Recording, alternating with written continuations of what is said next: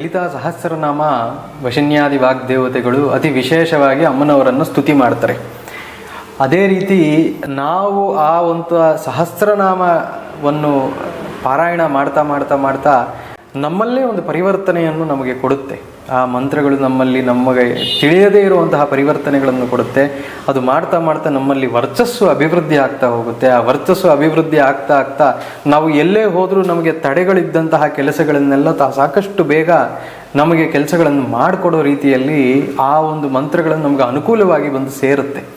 ಆದರೆ ಯಾವುದೇ ರೀತಿಯಾದಂತಹ ಪ್ರಯೋಗಗಳನ್ನು ಮಾಡಬಾರ್ದು. ಏನೇ ಇದ್ದರೂ ಭಕ್ತಿಯಿಂದ ನಮ್ಮ ಸಮಸ್ಯೆಯನ್ನು ಅಮ್ಮನವರ ಮುಂದೆ ನಿವೇದನೆ ಮಾಡಿ, ಆ ಸಮಸ್ಯೆ ನಿವೇದನೆ ಆಗಿರೋದಕ್ಕೆ ನಮಗೆ ಉಪಶಮನವನ್ನು ಮಾಡಿ ನಮ್ಮ ಅನುಕೂಲವನ್ನು ಮಾಡಿಕೊಡು ಅಂತೇಳಿ ಪ್ರಾರ್ಥನೆ ಮಾಡಿದ್ರೆ ಈ ಒಂದು ಕಾರ್ಯಕ್ರಮಗಳಲ್ಲಿ ಅಥವಾ ಈ ಒಂದು ವಿಶೇಷವಾದಂತಹ ಕೈಂಕರ್ಯಗಳಲ್ಲಿ ಪಾಲ್ಗೊಂಡ್ರೆ ಅತಿ ಶೀಘ್ರದಲ್ಲಿ ಇವರು ಇರುವಂತಹ ಲೌಕಿಕ